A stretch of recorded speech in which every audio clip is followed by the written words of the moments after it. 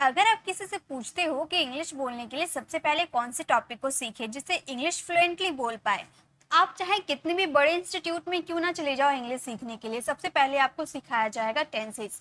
क्योंकि टेंसेस की हेल्प लेकर ही आप बहुत सारे सेंटेंसेस अपने डेली कॉन्वर्सेशन वाले बोल सकते हो। चाहे वो छोटे सेंटेंसेस हो या बड़े सेंटेंसेस हो, टेंस की हेल्प लेकर आप बोल सकते हो।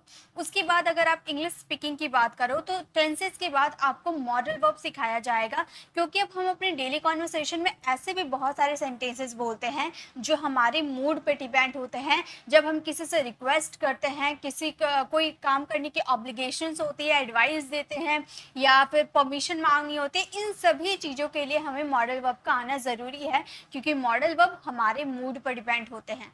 अब इसीलिए आपको टेंसेस के बाद मॉडल वर्ब सीखना ज़रूरी है। और आज के इस वीडियो में आपको इंग्लिश ग्रामर के वैसे वैसे मॉडल वर्ब्स करवाने वाली हूँ जिनका यूज़ सुबह से शाम तक हम बहुत ही ज़्यादा ही करते हैं। जैसे टेंसेस इंपॉर्टेंट है, वैसे मॉडल वर्ब इंपॉर्टेंट है। तो आप किसी को भी इग्नोर नहीं कर सकते, वरना आपकी इंग्लिश हमेशा इनकम्प्लीट कहलाएगी। मेरी गारंटी है गाइस, अगर आज के इस वीडियो का अगर आप पूरा ऑनेस्टली के साथ पूरा अटेंड कर लेते हैं, देन आई गारंटी आप मॉडल वर्ब सीख के जाओगे इस वीडियो से। ये गारंटी है मेरी। हर चीज़ों को मैं बहुत ही बारीकी तरीके से समझाऊंगी जिससे आप बहुत ही अच्छे से इंग्लिश बोल पाओगे। तो सबसे पहले बात करेंगे यूज़ ऑफ शुड। अब देखिए, इंग्लिश बोलने के लिए ज़रूरी नहीं है कि सिर्फ आप शुड के यूजेस को सीख लोगे तो आप इंग्लिश बोल पाओगे। शुड के बेसिक टू एडवांस। अब टेंसेस में क्या होती है, 12 टेंसेस होती है। टेंसेस हम क्लियर कर लेते हैं 12। लेकिन जो मॉडल वर्ब होते हैं ना, इनमें बहुत सारे मॉडल वर्ब होते हैं, सिर्फ 12 पे नहीं होते, बहुत सारे होते हैं बेसिक टू एडवांस। तो शुड की बात करो तो बेसिक आपका हो गया शुड। धीरे धीरे इसके एडवांस होते हैं। शुड में हम बी लगा देते हैं, शुड में हम हैव बीन लगा देते हैं, शुड में हम हैव लगा देते हैं, शुड में हम हैव हैड लगा देते हैं, शुड में कभी हैव टू और शुड में हैव हैड टू।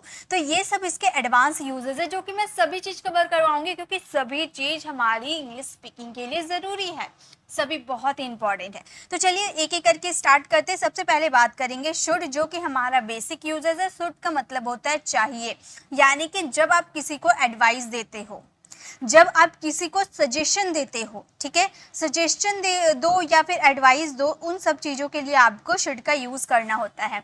अब कई बार ऐसा होता है ना कि हिंदी मीनिंग आपका चाहिए आता है तो हम ऑट टू का भी यूज़ करते हैं। तो दोनों चीज़ कवर करवाऊंगी, लेकिन याद रखिए जहाँ भी एडवाइस या सजेशन की बात हो वहाँ पे आप क्या यूज़ करोगे, शुड का ही यूज़ करोगे।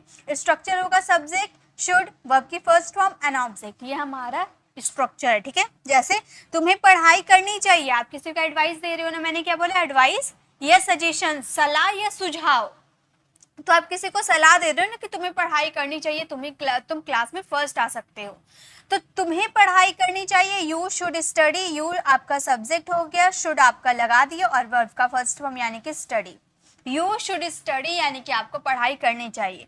अब क्या होता है, चाहिए के लिए हम ऑट टू का भी यूज़ करते हैं, ये भी हमारा एडवाइस ही शो करता है, लेकिन इसका यूज़ कहाँ करें, तो याद रखिएगा ऑट टू हमारे मोरल ऑब्लिगेशन में यूज़ किए जाते हैं। मोरल ऑब्लिगेशन क्या होते हैं मैम, ये भी बताइए, ठीक है।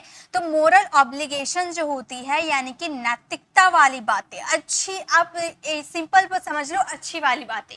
जैसे तुम्हें रोज मंदिर जाना चाहिए, तुम्हें माता पिता की सेवा करनी चाहिए, तुम्हें बड़ों का सम्मान करना चाहिए, हमें देश की सेवा करनी चाहिए। तो ये क्या हुआ, एक नैतिकता वाली भावना हुई ना, एक अच्छी वाली एडवाइस हुई ना।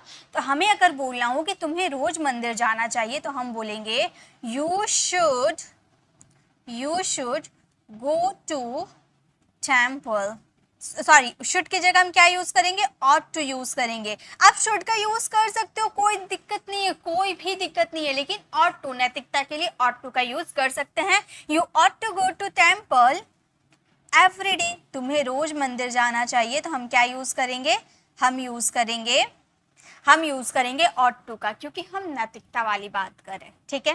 अगर आपको बोलना हो आपको वहां जाना चाहिए तो हम क्या बोलेंगे, आपको यानी कि यू, हम बोलेंगे you should go there. You should go there, आपको वहां जाना चाहिए, यू शुड गो देयर। यानी कि आपको क्या याद रखना है, अगर आपको किसी को एडवाइस देना हो, सजेशन देना हो, तो आप क्या यूज करोगे, शुड का यूज करोगे। लेकिन वही एडवाइस सजेशन आपका मोरल ऑब्लिगेशन हो, यानी कि नैतिकता, हमें देश की सेवा करनी चाहिए, we ought to serve our country, ठीक है। तुम्हें बड़ों का सम्मान करना चाहिए, you ought to respect elders, ठीक है। तो किसी नैतिकता वाली बात करोगे तो वहां ought to, और नॉर्मल एडवाइस की बात करोगे तो should का यूज कर सकते हो। तो ये सेंटेंस आप फ्रेम करो, उसे अंग्रेजी बोलनी चाहिए। और एक सेंटेंस, हमें अपनी माता पिता की सेवा करनी चाहिए। ये दो सेंटेंसेस आप फ्रेम करना, आप पहचान जाओगे कहाँ शुड यूज करना है, कहाँ ought to यूज करना है। ठीक है, चलिए आगे देखते हैं। हम नेक्स्ट है, शुड के साथ हमने क्या लगा दिया, बी लगा दिया। तो शुड के साथ बी लगा दोगे यानी कि होना चाहिए। यहाँ पे कोई एक्शन नहीं हो रहा, यानी कि नो एक्शन हो रहा। ठीक है, यहाँ कोई एक्शन नहीं हो रहा, आपका कोई क्रिया नहीं होगा, इसलिए कोई वर्ब भी नहीं लगाएंगे। Subject should be object, simple सा स्ट्रक्चर होगा, कोई वर्ब नहीं आएगा क्योंकि क्रिया हो ही नहीं रहा। जैसे मेरे भाई को स्कूल में होना चाहिए, मेरा भाई क्या है, सब्जेक्ट है। सब्जेक्ट को कुछ या कहीं होना चाहिए। जैसे मैंने बोला कि आपको एक अच्छा विद्यार्थी होना चाहिए, आपको पुलिस होना चाहिए, आपको अच्छा नागरिक होना चाहिए। यानी कि मैंने आपके स्टेट ऑफ बीइंग को बताया कि आपको कुछ होना चाहिए, या आपको मेरे घर पर होना चाहिए, आपको ऑफिस में होना चाहिए, यानी कि आपको कहीं होना चाहिए। तो आप सब्जेक्ट का कहीं या कुछ होना चाहिए, वहां पे आपको यूज करने हैं शुड के साथ बी। याद होगा ना, होना चाहिए। ठीक है, उसके लिए शुड बी का यूज करेंगे। कोई एक्शन नहीं होगा तो हम बोलेंगे my brother should be in the school. My brother subject, then should be an object. Okay, next है, राम को घर पर होना चाहिए। तो हम क्या बोलेंगे, हम बोलेंगे Ram should be eight home. Ram should be at home, यानी कि राम को घर पर होना चाहिए, Ram should be eight home. पापा को ऑफिस में होना चाहिए, ये सेंटेंस आप फ्रेम करोगे, इसका आंसर आप कमेंट में देना। नेक्स्ट देखिए, नेक्स्ट है हमारा should have been. Should have been का मतलब होता है होना चाहिए था। अभी आपने देखा तो शुड बी ये हमारा प्रेजेंट के लिए यूज हो रहा था। शुड बी यानी कि प्रेजेंट होना चाहिए, प्रेजेंट में सब्जेक्ट को कुछ या कहीं होना चाहिए। और जब यही पास्ट में बोलेंगे कि सब्जेक्ट को कुछ होना चाहिए था या कहीं होना चाहिए था, तो वहां पे शुड हैव बीन लगा देंगे, यहाँ पे कोई एक्शन नहीं होगा। ठीक है, होना चाहिए था, past. Okay, subject should have been an object. Past of should be का पास्ट फॉर्म होता है शुड हैव बीन। ओके, जैसे मेरे भाई को स्कूल में होना चाहिए था, तो हम बोलेंगे my brother should have been in the school. अगर प्रेजेंट रहता, सिर्फ चाहिए रहता, तो यहाँ पर सिर्फ शुड बी यूज करते हैं ना, लेकिन यहाँ पे तो हमें होना चाहिए था है, पास्ट है, तो शुड हैव बीन का यूज करेंगे ऑब्जेक्ट के साथ। ओके, राम को घर पर होना चाहिए था, हम क्या बोलेंगे, हम बोलेंगे Ram should have been at home. राम को घर पर होना चाहिए था, Ram should have been at home. पापा को ऑफिस में होना चाहिए था, ये सेंटेंस आप फ्रेम करोगे, इसका आंसर कमेंट में देना। ओके, चलिए आगे देखते हैं। नेक्स्ट क्या है, अब हम बात करेंगे शुड हैव। पास होना चाहिए एंड होना चाहिए था, दो आपका इसमें दो मीनिंग निकलते हैं। शुड हैव का दो मीनिंग होता है, एक होता है पास होना चाहिए, एक होता है चाहिए था। ठीक है, पास होना चाहिए का ये स्ट्रक्चर, यानी कि कोई चीज आपके पास होना चाहिए, यहाँ पे कोई एक्शन नहीं होता है। सब्जेक्ट शुड हैव ऑब्जेक्ट, जैसे कि आपके पास कार होना चाहिए, आपके पास ज्ञान होना चाहिए, आपके पास बहुत सारे पैसे होने चाहिए, तो पास होना चाहिए लेकिन कोई एक्शन नहीं होता है। ठीक है, और एक होता है चाहिए था, जैसे आपको वहां जाना चाहिए था, आप गए नहीं। ठीक है, आपको पास में कोई काम करना चाहिए था लेकिन आपने किया नहीं, तो मैं बोलूंगी ना कि आपको वहां जाना चाहिए था, आपको बड़ों की बात माननी चाहिए थी। पास्ट की बात करें तो सब्जेक्ट शुड हैव और वर्ब की थर्ड फॉर्म लगा देंगे एंड ऑब्जेक्ट लगाएंगे। ओके, याद रहना चाहिए। ओके, जैसे आपके पास पैसे होने चाहिए, क्या इसमें एक्शन हो रहा नहीं, यहाँ पर पास होने की बात हो रही है, यानी कि शुड हैव के साथ ऑब्जेक्ट यूज करेंगे। यू शुड हैव मनी, आपके पास बहुत सारे पैसे होने चाहिए, you should have a lot of money. Okay, next आपको वहां जाना चाहिए था, तो यहाँ पर एक्शन हो रहा जाने का एक्शन हो रहा चाहिए था, यानी कि ये वाले स्ट्रक्चर को हमें फॉलो करना है। आपको वहां जाना चाहिए था, हम बोलेंगे you should have gone there. आपको वहां जाना चाहिए था, you should have gone there. उसे प्रैक्टिस करना चाहिए था। अब आप सोचो कि यहाँ पर पास होने का एक्शन हो रहा है या फिर कोई भी चाहिए था के सेंस पे आपको क्या यूज करना है। ठीक है, वर्ब की थर्ड फॉर्म लगेगी या ऑब्जेक्ट लगेगा, आप पहचानो, इसका आंसर कमेंट में देना।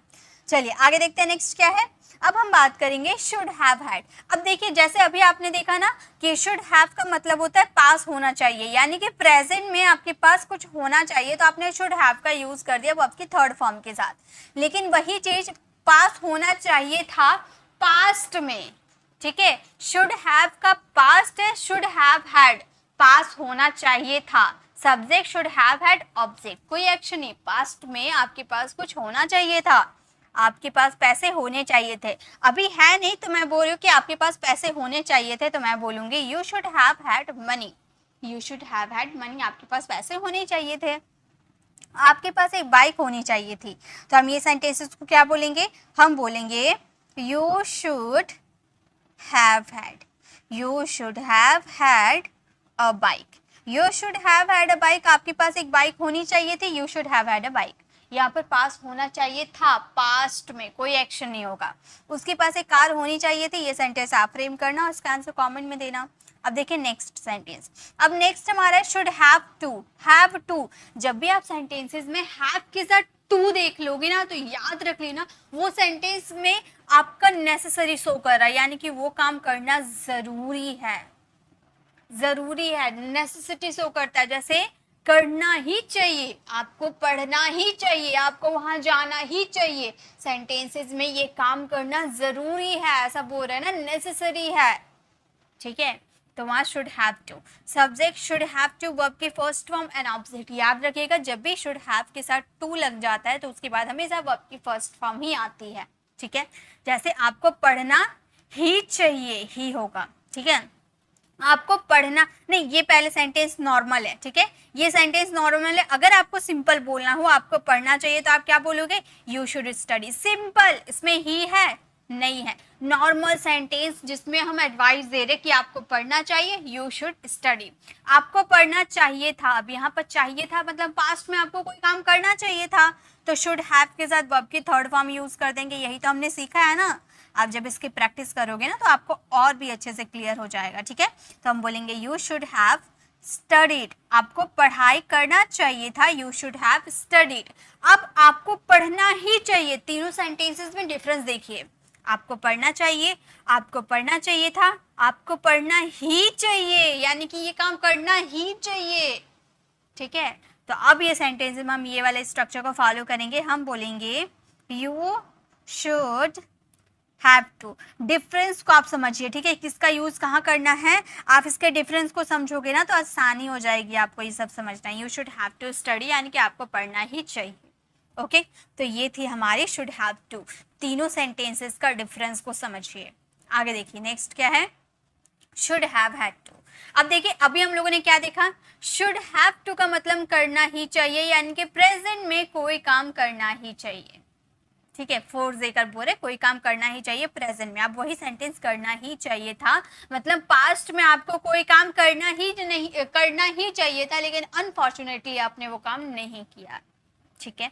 ये भी simple, subject should have had to, to आ गया यानी कि वर्ब की फर्स्ट फॉर्म एंड ऑब्जेक्ट। आपको पढ़ना ही चाहिए, अभी यहाँ पर था नहीं लगा है, ये प्रेजेंट है, तो हम बोलेंगे you should have to study, you should have to study. Present है इसीलिए यहाँ पर you should have to study. अगर पास्ट रहा, उसे जाना ही चाहिए था लगा दिए, तो ये सेंटेंस हम बोलेंगे you should have had to, you should have had to go, you should have had to go, यानी कि आपको जाना ही चाहिए, you should have had to go। आपको प्रैक्टिस करना ही चाहिए था, ये सेंटेंस आप फ्रेम करना और इसका आंसर कमेंट में देना। तो ये थी हमारे शुड के टोटल यूजेस, जो कि मैंने स्टार्टिंग में आपको दिखाए थे। ये सारे यूजेस मैंने आप लोगों को क्या करवाए, क्लियर। शुड मैंने बता दिया, शुड बी यानी कि होना चाहिए, सब्जेक्ट का कुछ या कहीं होना चाहिए। Should have been, should have का पास्ट फॉर्म होता है ना, और शुड हैव का दो मीनिंग था, एक आपका पास होना चाहिए और एक आपका करना चाहिए। और जैसे इसका past form should have had, यानी कि कोई चीज पास होना चाहिए था पास्ट में। अब शुड हैव टू यानी कि कोई काम करना नेसेसरी है, करना ही चाहिए, और उसी का पास्ट आपको करना ही चाहिए था, ओके। क्लियर हो गया ना। अब इसका कुछ कुछ सेंटेंसेस ना आप खुद से सोचो और खुद मैंने क्या समझाया, क्या फॉर्मूला बताया, कुछ देखने की जरूरत नहीं है। ये स्लाइड ओपन करना, इसकी पीडीएफ फ्री ऑफ कॉस्ट आपको टेलीग्राम पे मिल जाएगी, मैं शेयर कर दूंगी। ओके, उसके बाद आपको क्या करना है, यहाँ पे जैसे लिखा हुआ है ना, should be, should have, should have been, should have had, should have to, should have had to। अब इसके कम से कम इसके 5 सेंटेंसेस बनाइए, इसके 5 सेंटेंसेस बनाइए, सब्जेक्ट चेंज कर करके इसके 5, इसके 5, इसके तो 10 हो जाएंगे, 5 दोनों में के बनाइएगा, और इसके 5, इसके 5 और इसके 5, ये सारे 5 सेंटेंसेस बनाइए। देखिए मेरी गारंटी है कि आप इसे बोलने लगोगे, अभी के अभी बोलने लगोगे। अगर 5 सेंटेंसेस आपने बना लिया खुद से तो आप अभी के अभी बोलना शुरू कर सकते हो। मॉडल वर्ब बहुत आसान है, बस कॉन्सेप्ट समझने की देरी है। ठीक है, तो शुड हो गया ना क्लियर। चलिए अब आगे देखते हैं आगे क्या मॉडल वर्ब हमारे हैं। सो अब आ जाते हैं वुड में। वुड बहुत हार्ड होता है, इसलिए वुड को समझना बहुत ही ज़्यादा ज़रूरी है, लेकिन मैं हूं ना, मैं इजी करके समझाऊंगी आपको। तो यूज ऑफ वुड के बेसिक टू एडवांस, सबसे पहले वुड वुड वुड। अब वुड में 3 जगह आपने वुड लिख दिया, तो गाइस मैं क्या करूं, वुड के इतने सारे यूजेस ही होते हैं, इसीलिए मुझे 3 जगह लिखना पड़ा। Would be, would have to, would have had to. अब बोलो मैम इसमें बहुत सारी चीज़ें आपने नहीं लिखा, जैसे वुड हैव बीन, ऐसे ये वाले नहीं लिखा, क्यों? वुड हैव बीन का यूज नहीं होता है, तो मैं बोली वुड हैव बीन का यूज ज्यादा नहीं होता है। बेकार में आप जो तो सीख लोगे, काम आने वाले नहीं है, आपके भी दिमाग में घूरते रहेगी इसका यूज कहाँ करे, इसका यूज कहाँ करे, आप भी समझ नहीं पाओगे। तो जो यूज होता है एक्चुअली में हमारी डेली लाइफ में, वही चीज मैं क्यों ना सिखाऊं आपको, है ना। तो ये सारे यूज होते हैं, जैसे वुड, ये सभी चलिए बेसिक टू एडवांस हम सीखते हैं। तो सबसे पहले वुड का ये बात समझ लीजिए, पास्ट ऑफ विल। ये जो वुड है ना, ये जो है, ये वुड है ना, विल का पास्ट फॉर्म है। तो याद रखिएगा विल का यूज हम कहाँ करते हैं, फ्यूचर में करते हैं।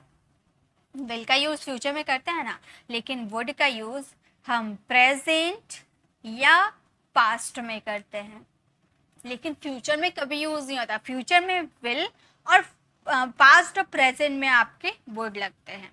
रिक्वेस्ट करने के लिए भी वुड का यूज किया जाता है, वुड यू प्लीज या वुड यू माइंड, रिक्वेस्ट करने के लिए भी वुड का यूज किया जाता है। चॉइस के लिए, आप किसी की चॉइस पूछोगे ना, जैसे आप कॉफी लेना चाहेंगे, आप लॉन्ग ड्राइव पे जाना चाहेंगे, तो आप किसी की चॉइस पूछोगे ना, तो वहां भी वुड का यूज होता है। और पास्ट हैबिट यानी कि बीते हुए, जो आप बीते समय में कोई काम लगातार किया करते थे, जैसे आप बचपन, आप छोटे थे तो आप क्या करते थे, अपने फ्रेंड के साथ मजे किया करते थे ना, यानी कि पास्ट में कोई ऐसा काम था जो आप हमेशा किया करते थे, वो हैबिट बताने के लिए, वो आदत बताने के लिए भी वुड का यूज किया जाता है।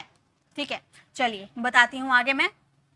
तो सबसे पहले बात करेंगे वुड का पोलाइट रिक्वेस्ट करने के लिए, यानी कि एक तरह से विनम्र निवेदन, यानी कि बहुत ही हम्बल तरीके से रिक्वेस्ट करना, वहां पे वुड का यूज किया जाता है। बहुत ही पोलाइट शो करता है वुड, बिलीव मी। अगर आप किसी को वुड से अगर आप रिक्वेस्ट करते हो, तो आगे वाले पर्सन का गारंटी है वो मना नहीं कर पाएगा। अगर वो आपका सेंटेंस समझे तो वो मना नहीं कर पाएगा, नहीं समझता है तो बात अलग है।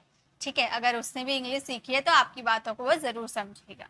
ठीक है, तो वुड का यूज करेंगे पोलाइट रिक्वेस्ट करने के लिए। वुड यू प्लीज का यूज कर सकते हो, या फिर वुड यू माइंड का भी यूज कर सकते हो, दोनों चीज बताऊंगी।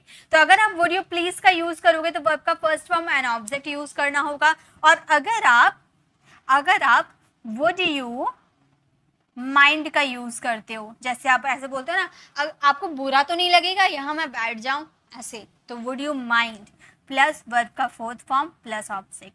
आप ये भी स्ट्रक्चर फॉलो कर सकते हो ऊपर वाली, ये दोनों ही करेक्ट है, दोनों ही पोलाइट रिक्वेस्ट को शो करते हैं।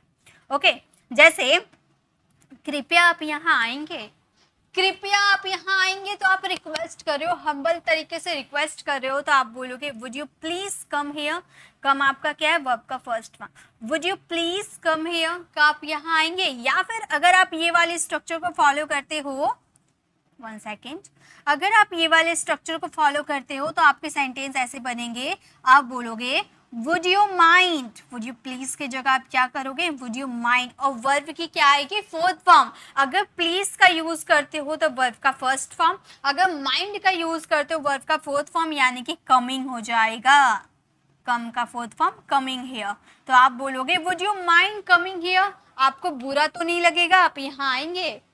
ओके दोनों ही पोलाइट रिक्वेस्ट के लिए यूज किए जाते हैं, तो जिसमें आप कंफर्टेबल हो वो यूज करो, या फिर अगर आप हमेशा ये यूज करते हो तो कुछ यूनिक भी यूज कर सकते हो। दोनों ही अपने डेली लाइफ में इसका इस्तेमाल कर सकते हो, दोनों ही काफी फ्लुएंट साउंड करेंगे। ओके अब देखिए नेक्स्ट, कृपया आप दरवाजा खोलेंगे। अब आप वुड यू माइंड का यूज कर सकते हो, चलिए वुड यू माइंड का पहले यूज करते हैं। हम बोल सकते हैं would you mind, would you mind opening the door.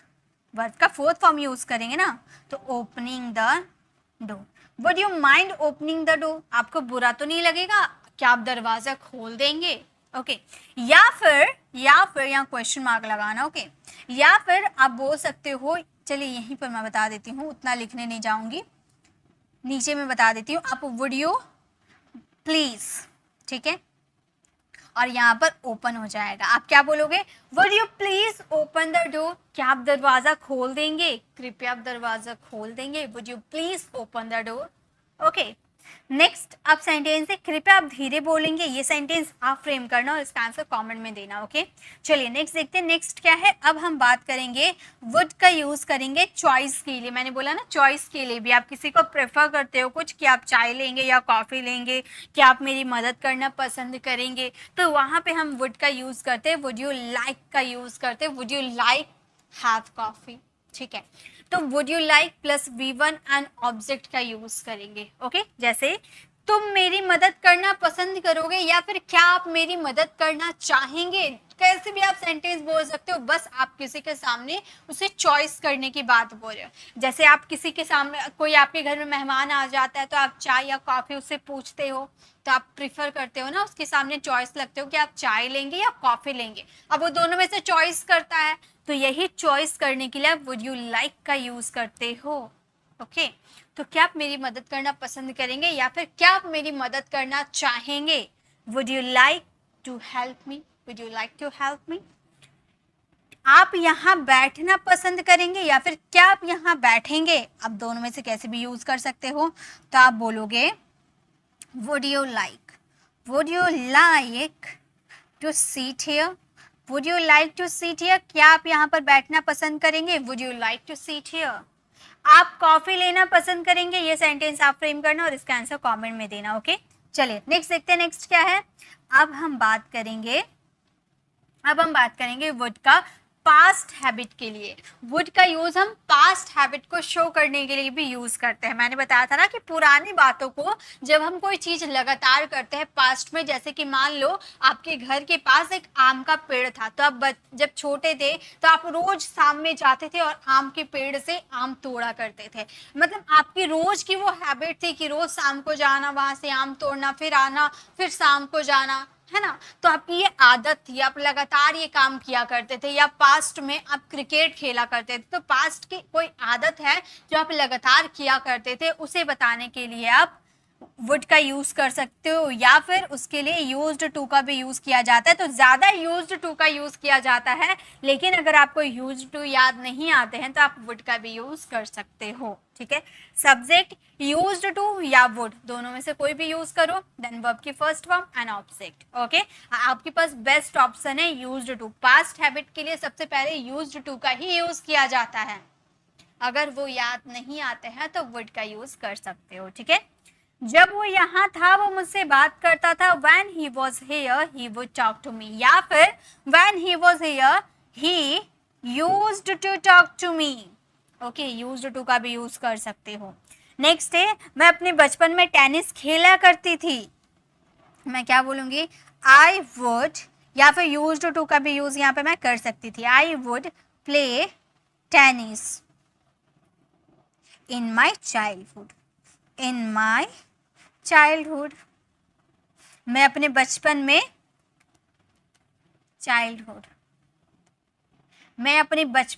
Tennis खेला करती थी। I would play tennis in my childhood, वह स्कूल जाया करता था। ये सेंटेंस आप फ्रेम करना, इसका आंसर कमेंट में देना। नेक्स्ट देखिए, नेक्स्ट क्या हमारे, अब नेक्स्ट हम बात करेंगे वो हमारे वुड बी। वुड बी का यूज किया जाता है कर रहा होगा, ये एडवांस यूजेस आ गए, यानी कि कोई काम कोई प्रेजेंट में कर रहा होगा। जैसे मान लो आप घर से निकले तो आप अपने आप भाई को देखे थे कि वो क्रिकेट खेल रहा है, आप जब घर से निकले थे ना तो आप अपने भाई को देखे थे वो क्रिकेट खेल रहा है। अब आप घर से बाहर आ गए, आप बहुत देर तक घर से बाहर थे, आप अपने फ्रेंड्स के साथ मजे कर रहे थे, तो अचानक आपका फ्रेंड आपसे पूछता है कि तुम्हारा भाई अभी क्या कर रहा है। तो आप बोल रहे मेरा भाई अभी खेल रहा होगा, यानी कि आप अपने सेंटेंस में गागे की यूज करो कि मेरा भाई अभी क्रिकेट खेल रहा होगा। अभी आप यूज करो, यानी कि आप प्रेजेंट की बात बोलो ना कि अभी मेरा भाई क्रिकेट खेल रहा होगा, तो अभी बोले यानी कि प्रेजेंट में और गागे की आ रहा। तो जब कोई चीज प्रेजेंट की बात कर बोलते हो और उसमें गागे की आता है, यानी कि उसमें वुड का यूज किया जाता है। और एक तरह से पॉसिबिलिटी है, आप बोल तो दिए कि मेरा भाई अभी क्रिकेट खेल रहा होगा, लेकिन आप कंफर्म नहीं है, हो सकता है कि वो क्रिकेट खेलना छोड़कर पढ़ाई करने बैठ गया होगा या कहीं चला गया होगा। आपने बस घर से निकले थे, आप देखे थे, बस उसी के हिसाब से आपने बता दिया कि हाँ मेरा भाई अभी क्रिकेट खेल रहा होगा। ठीक है, कोई गारंटी नहीं है, पॉसिबिलिटी है, सेंटेंस में संभावना है, जो कि मैंने आपको बताया। ठीक है, तो उसके लिए हम वुड बी का यूज करते हैं। सब्जेक्ट वुड बी, वर्ब का fourth form, and object. Verb का फोर्थ फॉर्म क्यों? क्योंकि यहाँ पर सेंटेंस में रहा होगा, कोई काम कंटिन्यू चल रहा होगा। वह स्कूल जा रहा होगा, अब आपको पता नहीं है कि जा रहा है या नहीं जा रहा, आप अपनी पॉसिबिलिटी के हिसाब से बता रहे हो, और प्रेजेंट में। ठीक है, तो आप बोलोगे he would be going to school. Okay, वे लोग खेल रहे होंगे, तो हम क्या बोलेंगे? हम बोलेंगे they would be playing. They would be playing यानी कि वो क्रिकेट खेल रहे होंगे, दे वुड बी प्लेइंग। टीना सो रही होगी, ये सेंटेंस आप फ्रेम करना और इसका आंसर कमेंट में देना। चलिए आगे देखते हैं, नेक्स्ट क्या हमारे नेक्स्ट है अब हमारे वुड हैव, यानी कि चुका होगा, कोई काम कर चुका होगा, यानी कि कोई काम प्रेजेंट तक कंप्लीट कर चुका होगा। जैसे आपका भाई क्रिकेट मैच खेलने गया है, अब आपका फ्रेंड आपसे पूछा कि तुम्हारा भाई कहाँ है, दिखाई नहीं दे रहा, तो आप बोले मेरा भाई क्रिकेट खेलने गया है, अब तक वो क्रिकेट खेल चुका होगा, यानी कि प्रेजेंट तक वो अपना काम फिनिश कर चुका होगा, ऐसी संभावना है आपको। तो कोई काम प्रेजेंट तक कंप्लीट कर चुका होगा, संभावना है, तो वुड हैव का यूज करते हैं वर्ब की थर्ड फॉर्म के साथ। ओके, जैसे पापा ऑफिस से आ चुके होंगे, आप स्कूल में हैं, आपका फ्रेंड आपसे पूछा कि तुम्हारे पापा भी क्या कर रहे होंगे, तो आप बोल रहे कि मेरे पापा ऑफिस गए थे, अब तक वो घर पहुंच चुके होंगे। तो ऐसी आपकी पॉसिबिलिटी है। अब जरूरी है कि आप बोले, आप भविष्यवाणी किए कि आपका पापा घर आ गए हैं, और आप बोल दिए नहीं, आपको ऐसे लग रहा है कि पापा हमेशा इस टाइम तक आ जाते हैं, तो आज भी आ चुके होंगे, है ना। तो उसके हिसाब से आपने बताया पापा would have come from office, पापा ऑफिस से आ चुके होंगे, वह खेल चुका होगा, तो हम क्या बोलेंगे? हम बोलेंगे ही वुड हैव प्लेड। वह खेल चुका होगा, ही वुड हैव प्लेड। ओके, वह स्कूल जा चुकी होगी, ये सेंटेंस आप फ्रेम करना और इसका आंसर कमेंट में देना। नेक्स्ट देखिए, नेक्स्ट क्या हमारे नेक्स्ट अब हम बात करेंगे would have to. Would have to का मतलब होता है पड़ता होगा, मतलब कोई काम आपको करना पड़ता होगा, उसमें subject would have to, verb की फर्स्ट फॉर्म, एंड ऑब्जेक्ट आपको यूज करना है। ठीक है, अब मैंने बताया था ना कि जहां पर हैव टू के साथ यूज होगा वहां पे वर्ब का फर्स्ट फॉर्म यूज होगा, और हैव टू यानी कि कोई काम आपको मजबूरी में करना पड़ता होगा, आप चाहते नहीं है लेकिन आपको करना पड़ता होगा। जैसे टीना को खाना बनाना पड़ता होगा, मान लो आप टीना के घर गए और टीना को देखे खाना बनाते हुए, अब आपने अपने मन में प्रतिक्रिया बना ली कि टीना को हमेशा खाना बनाना पड़ता होगा। जरूरी थोड़ी है कि आज आपने टीना को खाना बनाते हुए देखा, वो रोज बनाती होगी। हो सकता है ना कि उसकी मम्मी बाहर गई होगी तो वो एक दिन बस बना रही होगी, कुछ भी हो सकता है, लेकिन आपने बस एक बार उसे कोई काम करते हुए देखा और अपने मन में ये सोचने लगे, इमेजिनेशन करने लगे कि उसे हमेशा ये काम करना पड़ता होगा, तो वहां पे आप वुड हैव टू का यूज करोगे। टीना को खाना बनाना पड़ता होगा, Tina would have to cook the food. वैसे राम को पढ़ाना पड़ता होगा, तो हम बोलेंगे Ram would have to teach. Ram को पढ़ाना पड़ता होगा, Ram would have to teach. Riya को काम करना पड़ता होगा, ये सेंटेंस आप फ्रेम करना और इसका आंसर कमेंट में देना। नेक्स्ट और लास्ट देखिए, लास्ट है हमारे would have had to, just उसका ऑपोजिट। वुड हैव टू मतलब पढ़ता होगा, वुड हैव हैड टू यानी कि पढ़ा होगा, कोई काम आपको करना पड़ा होगा। ठीक है, ये होता है पढ़ता होगा यानी कि प्रेजेंट में उसे कोई काम करना पड़ता होगा, और पड़ा होगा यानी कि पास्ट में उसे ये काम करना पड़ा होगा। ठीक है, प्रेजेंट और पास्ट देख के आप यूज किया कीजिए। जैसे टीना को खाना बनाना पड़ा होगा, हो सकता है उसकी मम्मी नहीं है तो उसे खाना बनाना पड़ा होगा। ठीक है, तो पास्ट में तो हम बोलेंगे Tina would have had to, Tina would have had to cook the food, cook the food. Tina को खाना बनाना पड़ा होगा, Tina would have had to cook the food. Ram को पढ़ाना पड़ा होगा, ये सेंटेंस आप फ्रेम करना और इसका आंसर कमेंट में देना है। तो want to का मतलब होता है चाहता हूं या चाहिए। अब डे टू डे कॉन्वर्सेशन में ऐसे सेंटेंस यूज करते होंगे ना, मैं वहां जाना चाहता हूं या फिर मुझे वो चाहिए, अपनी इच्छा को बताते किसी को कि मुझे एक कार चाहिए, मुझे कुछ पैसे, आप अपने पापा के सामने जाके बोलते हैं मुझे पैसे चाहिए, मतलब आपको पैसे की जरूरत है, आप पैसे मांग रहे, अपनी इच्छा को बता रहे कि मुझे पैसे चाहिए, मैं एक बड़ा घर खरीदना चाहता हूं। तो इस तरह के सेंटेंस हम डे टू डे कॉन्वर्सेशन में यूज करते हैं। तो उसके लिए हम क्या यूज करेंगे, want to का यूज करेंगे, want to। इसका स्ट्रक्चर क्या है, इस स्ट्रक्चर को अगर हम ध्यान में रखें तो हम सेंटेंस इजीली बना पाते हैं। तो इसका स्ट्रक्चर है, सबसे पहले हमें सब्जेक्ट लगाना होता है कि जो सब्जेक्ट जो काम करता है ना, किसी को जो काम करता है वो हमारा सब्जेक्ट होता है। तो सबसे पहले हमें सब्जेक्ट को लगाना होता है, उसके बाद हम लगाएंगे want to। want to यानी कि चाहता हूं या चाहिए के सेंस में हम लगाएंगे want to। उसके बाद वर्ब का फर्स्ट फॉर्म, यहाँ जो भी काम होगा सेंटेंस में, जो भी क्रिया होगी उसका वर्ब का फर्स्ट फॉर्म लिखना है, और लास्ट में जो हमारा ऑब्जेक्ट बचा उसको हम लास्ट में लिख देंगे। जैसे कि अगर हम सेंटेंस बोले मैं जाना चाहता हूँ, अब इच्छा बता रहे हैं ना कि मैं जाना चाहती हूँ, मैं अपनी इच्छा बता रही हूँ कि मुझे वहां जाना है, मैं जाना चाहती हूँ, तो हम बोलेंगे आई वॉन्ट टू गो।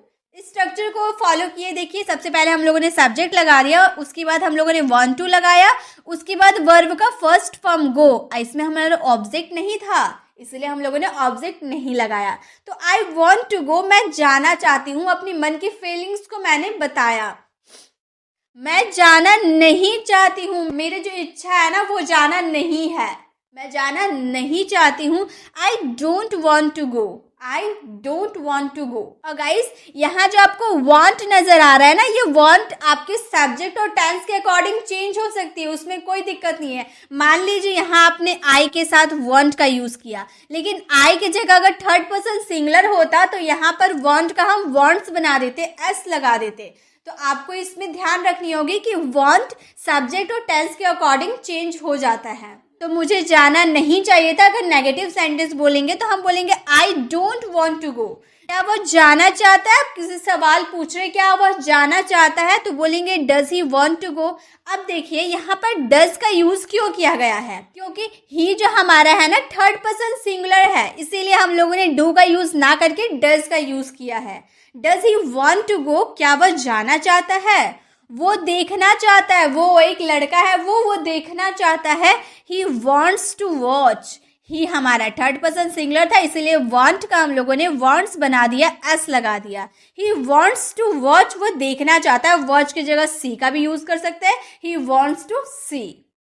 वह क्यों देखना चाहता है, सवाल पूछ रहे हैं आप और आपका क्या क्वेश्चन है, वो क्यों देखना चाहता है, आगे वाला आपको पूरा जवाब देगा ना कि हाँ वो उसका देखने का मन कर रहा है इसलिए वो देखना चाहता है। तो पूरा जब जवाब देता है कोई तो वहाँ WH फैमिली वर्ड से क्वेश्चन को स्टार्ट करते हैं। ये मैंने WH फैमिली वर्ड्स वाली वीडियो में बहुत ही अच्छे से एक्सप्लेन किया है। अगर आपने वो वीडियो नहीं देखा है तो वो वीडियो, इस वीडियो को देखने के बाद वो वीडियो ज़रूर देखिएगा, क्योंकि उस वीडियो को देखने के बाद सवाल कैसे पूछा जाता है, कब सवाल हेल्पिंग वर्ब से स्टार्ट होता है, कब WH फैमिली वर्ड से स्टार्ट होता है, सब मैंने उसमें बताया है। तो वो वीडियो आप लोगों को देखना चाहिए, उस वीडियो से आपको काफ़ी हेल्प मिलेगी।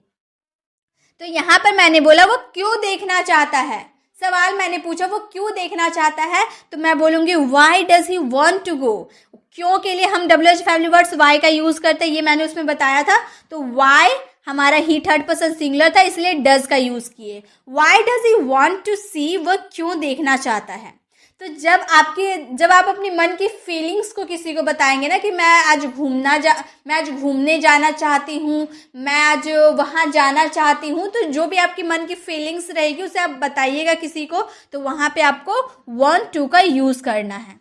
स्ट्रक्चर आपको ध्यान में रखना है। सबसे पहले सब्जेक्ट, फिर want to प्लस वर्ब का first form and the last object. अगर आपका ऑब्जेक्ट बचा तो ये तो want to हम लोगों ने सीखा। बहुत सारे आपको शब्द मिलेंगे जो आपको डे टू डे कॉन्वर्सेशन में बहुत ही ज़्यादा इंपॉर्टेंट है।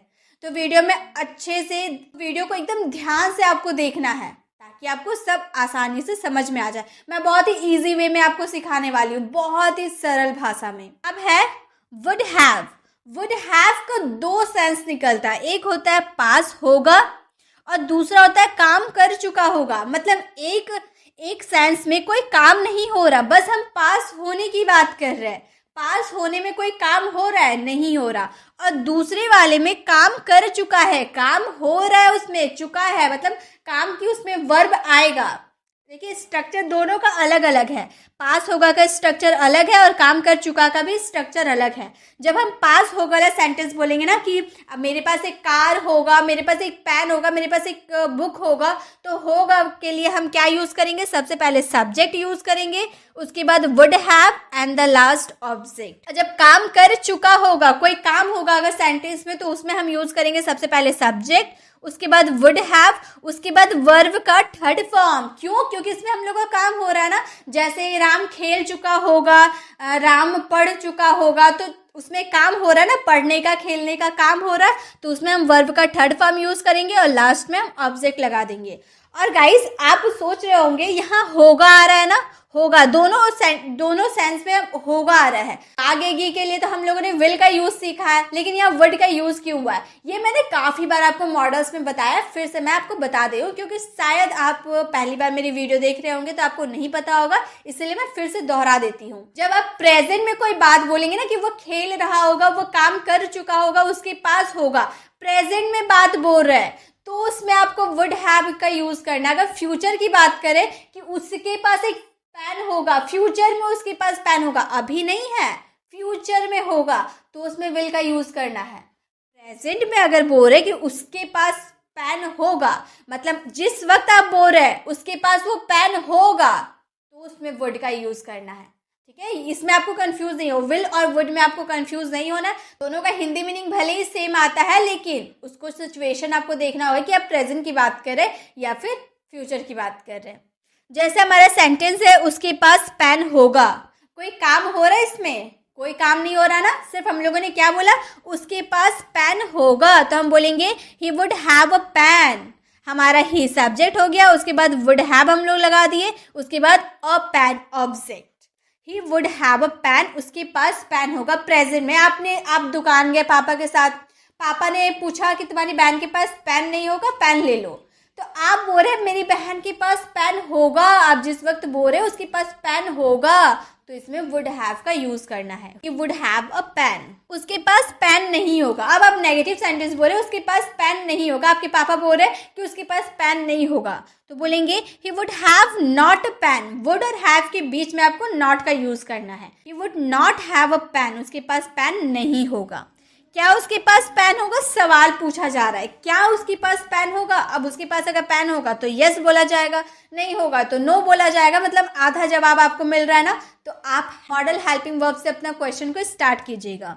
Would he have a pen, would he have a pen, क्या उसके पास पेन होगा। अब वह खेल चुका होगा, मतलब जिस वक्त आप बोल रहे हो उस वक्त वह खेल चुका होगा।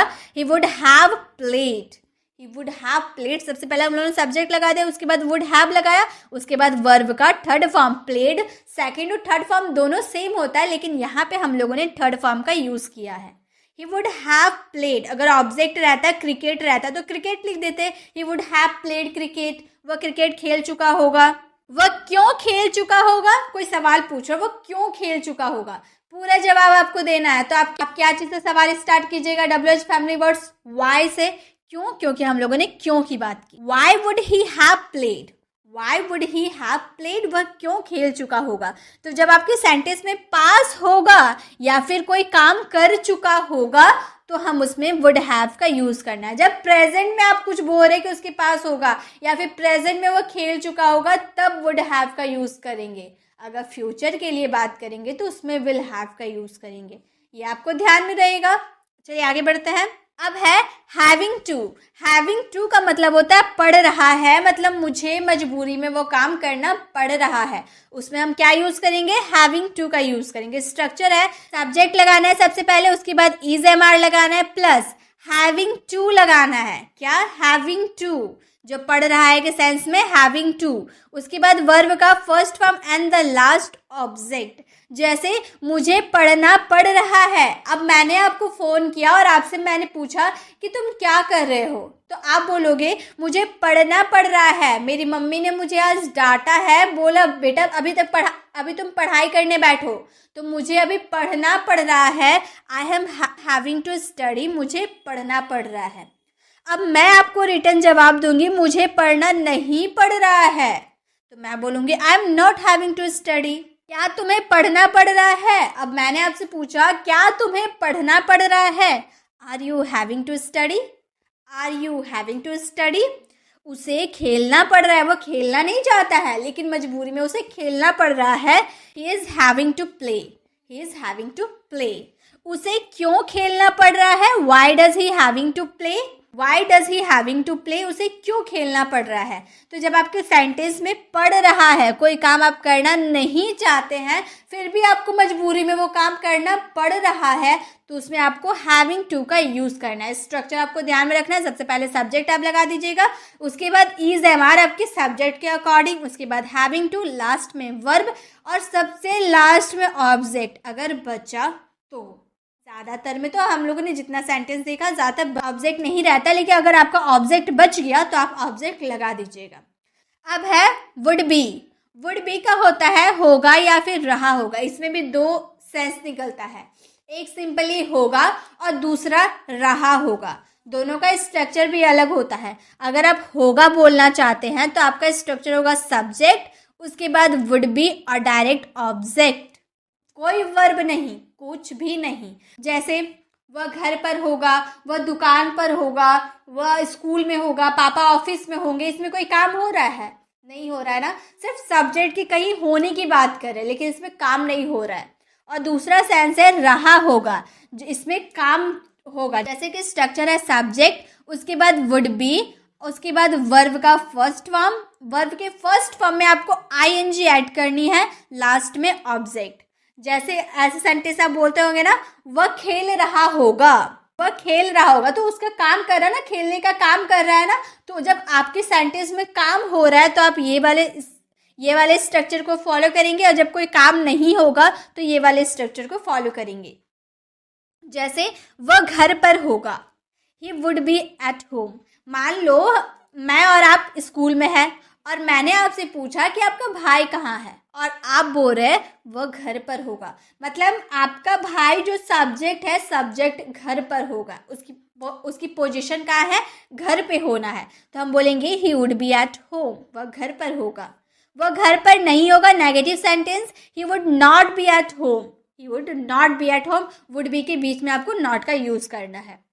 वह कब से घर पर होगा? आपने बोला कि वह घर पे नहीं है, तो मैं आपसे सवाल करूँ कि वह कब से घर पर होगा?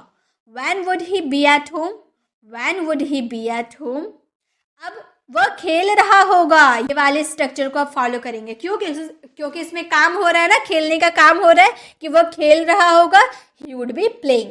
सबसे पहले सब्जेक्ट लगा दिया, उसके बाद would be लगा दिया, उसके बाद वर्ब में ing हम लोगों ने लगा दिया। He would be playing, क्या वह खेल रहा होगा? सवाल पूछा जा रहा है, क्या वह खेल रहा होगा? Would he be playing? Would he be playing, क्या वह खेल रहा होगा? तो जब आपके सेंटेंस में होगा सिर्फ आएगा, उसमें कोई काम नहीं हो रहा है, बस सब्जेक्ट की कहीं होने की बात करें, उसकी पोजीशन को बता रहे हैं, तो हम उसमें वुड बी का तो यूज़ करेंगे बिना वर्ब के। और जब कोई काम कर रहा होगा, वह खेल रहा होगा, वह दौड़ रहा होगा, मम्मी खाना बना रही होगी, तो उसमें हम ये वाले स्ट्रक्चर को फॉलो करेंगे, वुड बी के साथ वर्ब में आईएनजी लगाएंगे। तो ये तो समझ में आ गया कि रहा होगा या फिर होगा आपके सेंटेंस में आएगा तो उसमें वुड बी का यूज़ करना है। अब हमारा है विल हैव टू। अब वुड हैव नहीं है, विल हैव टू।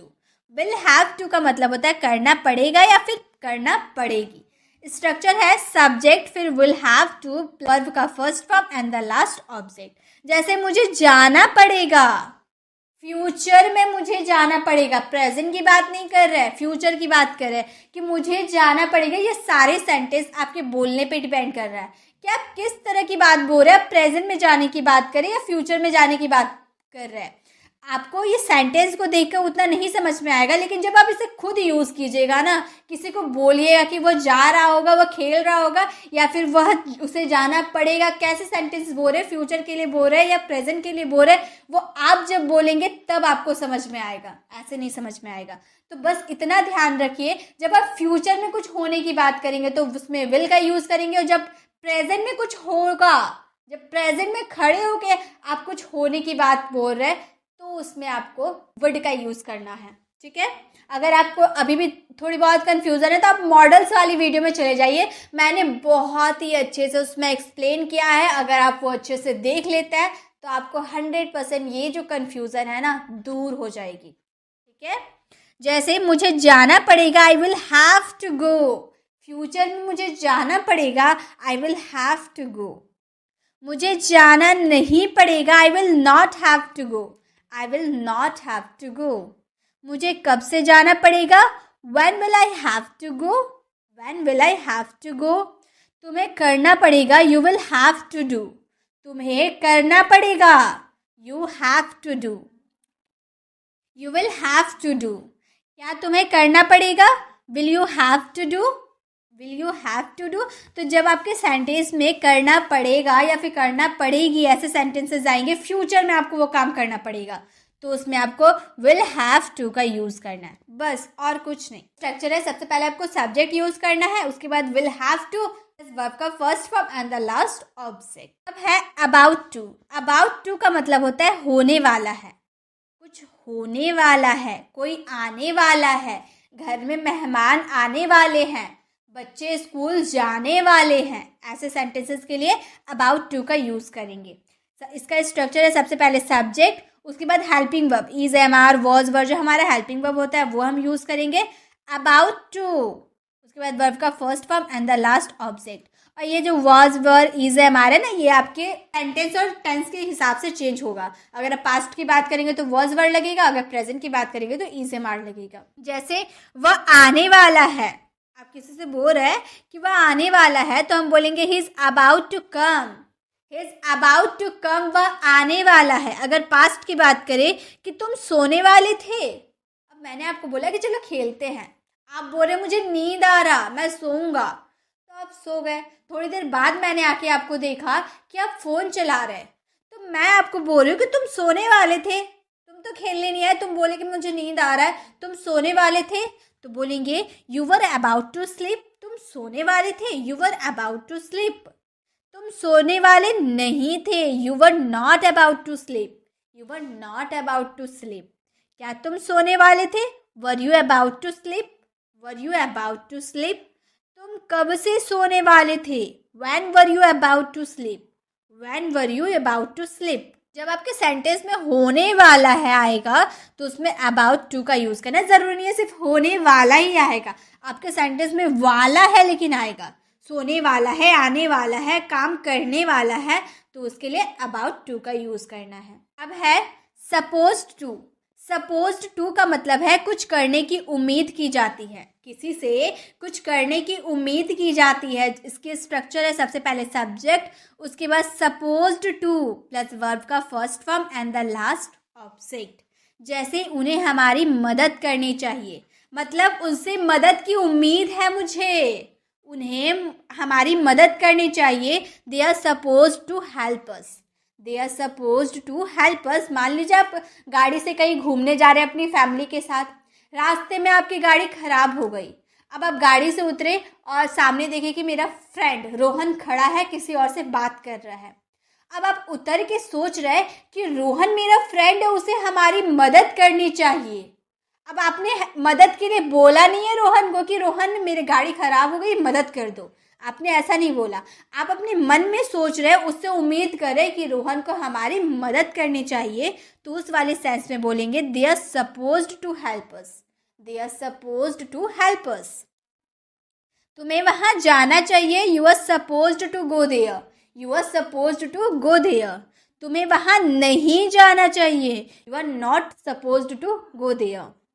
तो हमें अब पढ़ना चाहिए, we are supposed to study now, we are supposed to study now. तो किसी से कुछ करने की उम्मीद की जाती है तो उसमें हम सपोज्ड टू का यूज़ करते हैं, ठीक है। अब है यूज्ड टू हैव।